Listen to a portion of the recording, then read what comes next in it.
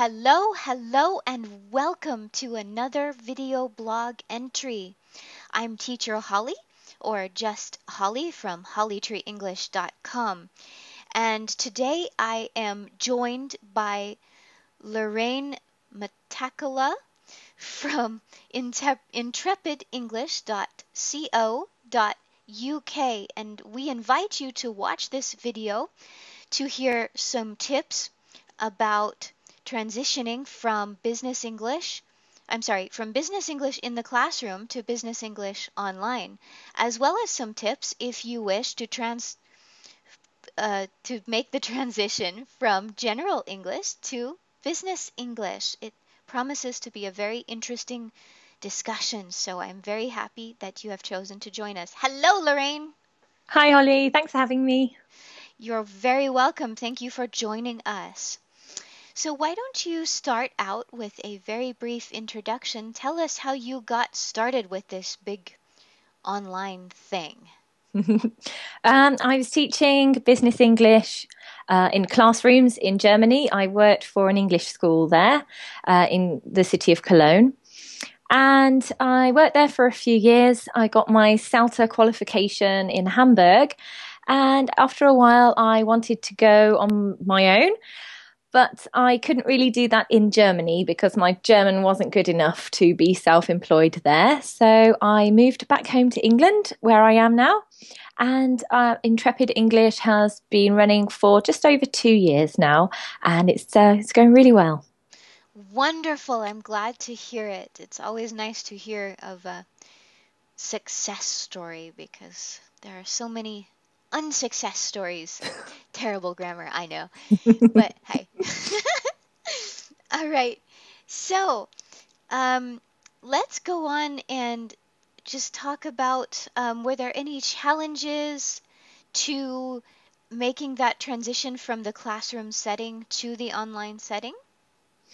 Yes. So I firstly, the technology side of things. There's quite a lot to learn there, but I soon realised that because of the tools available to online English teachers, it's so much more enjoyable and efficient to teach online. The challenges to start with, so setting up my own website, that took quite a lot of work, trying to figure out the right booking systems and things like that. But now that I've been up and running for a while, it's so much more streamlined. I don't have to travel anywhere. I can just work from home.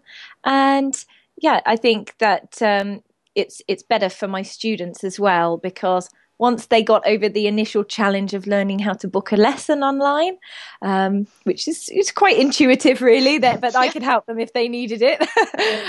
Then they found it much more flexible now. They can book a lesson whenever they want it, and it can change each week, whatever their schedule really. It just depends on when they want their lessons really. Yeah, it is. I've noticed from a lot of my students that the convenience is really one of the reasons why they choose to move online rather than continuing with a language school or choosing to go to a language school. Absolutely. And yeah, so that's great. What can you think of one or two of the biggest advantages for you? Pardon me. So, yes. Okay, from my point of view, I really like the function of the chat or instant message in Skype or Zoom or even Google Hangouts. So I can make notes in the lesson. The students can look at the notes immediately. It's a lot quicker than writing on a whiteboard. And it's just so easy from my point of view to copy and paste that into the feedback form that I send to my students after the lesson.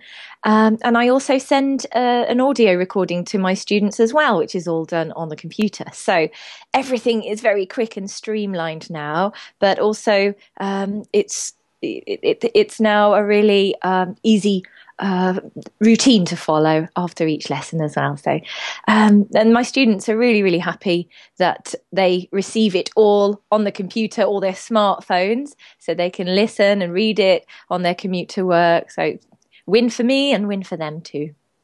Yeah, it's really very smooth. that way. When you leave the classroom, sometimes when students leave the classroom, whether it's the instruction is their native language or in a foreign language, sometimes they're like, What did she say again?"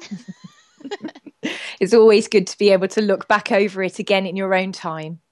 Yes, definitely. I have a treasure trove of recorded lectures from my college days that I plan to draw from because there's so much that I've forgotten that they tried to download into my brain and it just didn't. It got all the bits and bats got lost in cyberspace somewhere. Well, it's the same for English learners as well, isn't it? Yeah, They come across a word or a phrase in the lesson, but unless they read it back, write it down, or use it in a sentence at least a few times, it's very easy to forget it. So the more easily accessible their language or grammar is, then the better chance they have of being able to flick back and take a look at what they've learned in the lesson and remember it then. definitely. So, do you record the whole lesson or do you just record your feedback?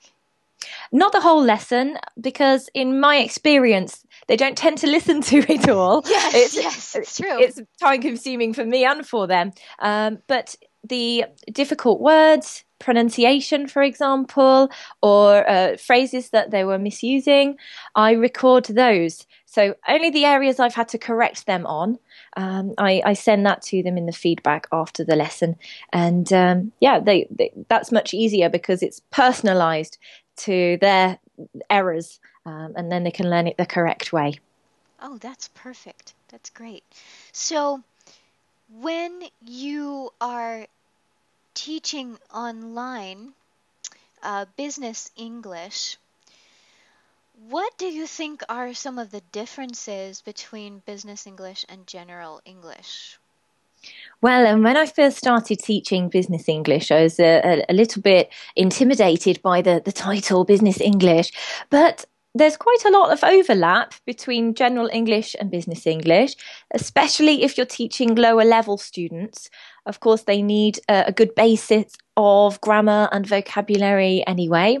And also in the business environment, they need to know a lot of general English, because they may need to make some small talk in the office or when they're out for dinner with a client. But there's a lot of areas of business English that really focus on the skills involved in meetings, negotiations, presentations, telephoning, things like that. So a lot of written work.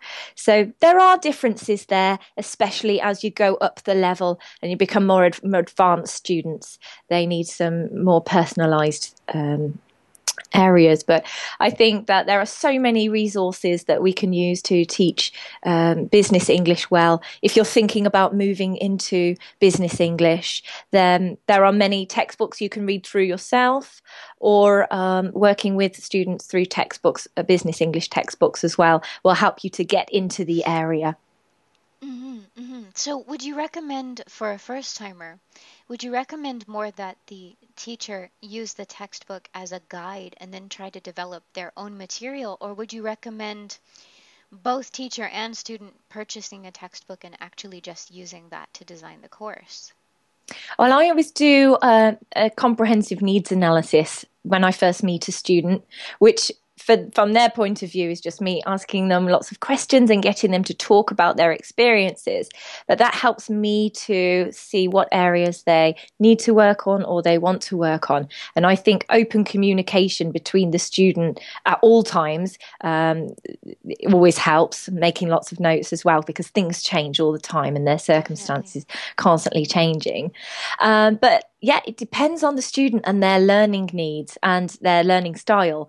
If they really enjoy looking through a textbook, then by all means, there are so many out there. You can even they buy a copy, and I would buy a copy, and we can talk about it in the class.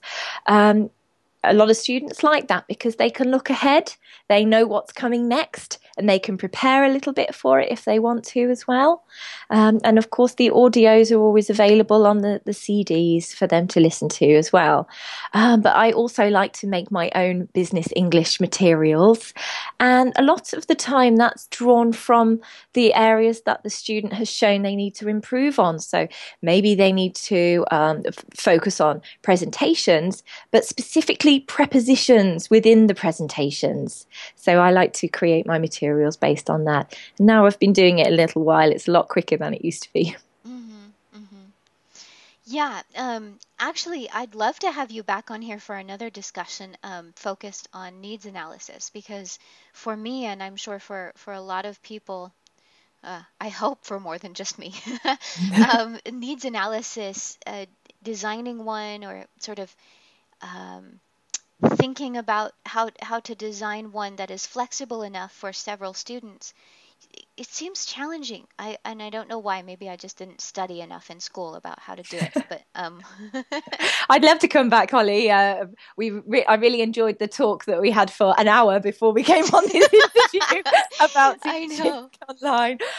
Do you know, I've changed my needs analysis form so many times, and it evolves as I evolve as a teacher, and I realise what kind of questions come up in the trial lesson.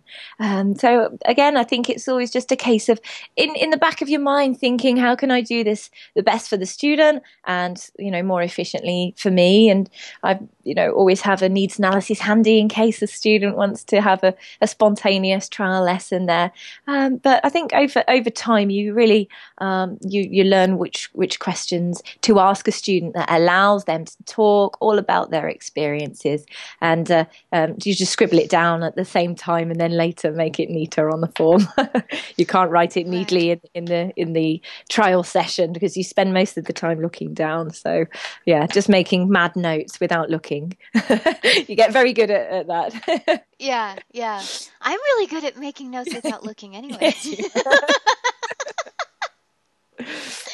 No, but seriously, it's very interesting. One of the things I like to emphasize in these videos and when I give tips is the headspace you're in is a little bit different when you're teaching online. So, for example, you talk about how things change constantly, and in a classroom, you don't always have to keep up with that. I mean, you do, you should, but it's more difficult the larger your group is. But when you're teaching on one-to-one lessons or small group lessons, you are much more able to keep in tune with your students' lives, excuse me, and you are also, um, I would say, in one sense, much more obligated to do so because one of the facets of online lessons is that they are tailored.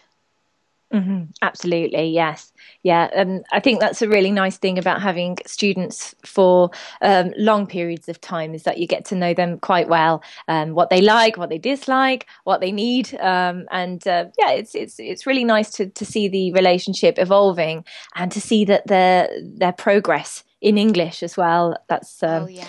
really really enjoyable, especially when you are able to record them earlier on in the course, obviously only with their permission. And with the IELTS preparation course as well, IELTS speaking preparation course, I'll ask the student, can I just record the timed section, part 2, where they have 2 minutes to answer?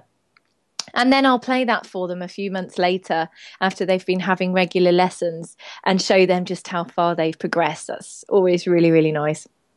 That's brilliant. Yeah, to get them to hear how they've progressed. I have actually I have recorded with permission, of course, but I have recordings of lessons with various students over time, and it's very interesting. I use them to assess my own teaching is one of the biggest reasons why I use them. I don't usually give them to students unless they really want them, but I use them as an self-assessment tool.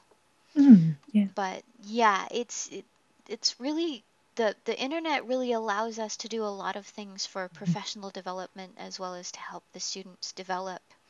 Exactly. Mm-hmm. So, do you have any, I guess, final tips about teaching business English? Do the students have different expectations? Yeah, I think every student has a different expectation based on their experience. From my point of view, there are certain things that you need to keep in mind. For example, lower level students may be able to speak quite quickly, but it's always important to speak nice and clearly if you can, because in a classroom, they have sometimes the ability to say, "Oh, what did she say?" Or double check with their classmate.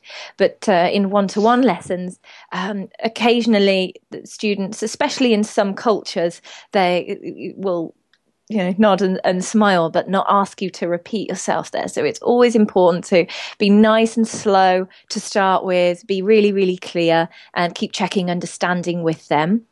And always work with a webcam. I think it's difficult to understand, with if the students are following you, if they're not really good at talking on the chat box, and they need to be able to sort of see you and see your facial expressions sometimes.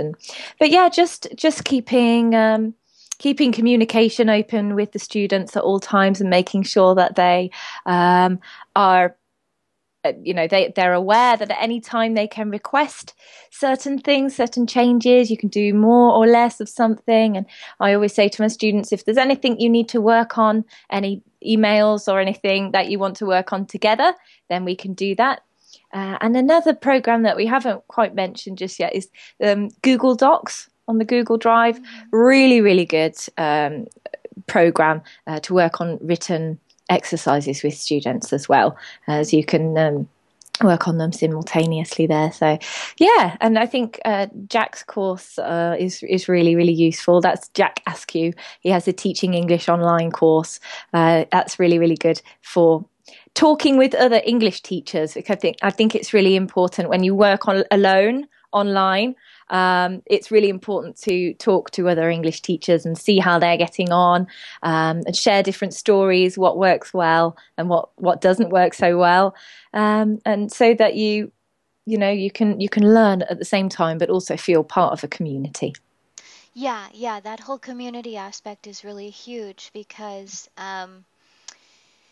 when you go to work for agencies that offer online lessons, the teachers aren't always very communicative. So it's very important to go out and you have to search out that support because you don't have a built-in set of co-workers that are going to come alongside you. Well, I guess in the face-to-face classroom settings, in a lot of them, you don't have that either. It Mm-hmm. kind of depends. So, for some people, this idea of the solo thing might be old hat, but for a lot of people, I think it's like, whoa, because you're in your house doing your work, and on one hand, you are interacting with students and you're interacting with people, so you're not a total hermit, but just interacting with people that are facing the same challenges or have faced the same challenges and might be able to help you see the forest for the tree through the trees Mm. and be able to navigate those challenges. They might have a different perspective, and Yeah, that's yeah. always very helpful. Yes, yeah, absolutely. I think all English teachers are different in some ways, and we can all learn a lot from one another. And we don't need to be so threatened by other online English teachers because we've all got something different to offer. So yeah, I'm a big proponent for teachers getting together, as you have so generously done here, Holly, and it opened up the communication here and allowed us to talk with each other and see what works, and know that we're not alone.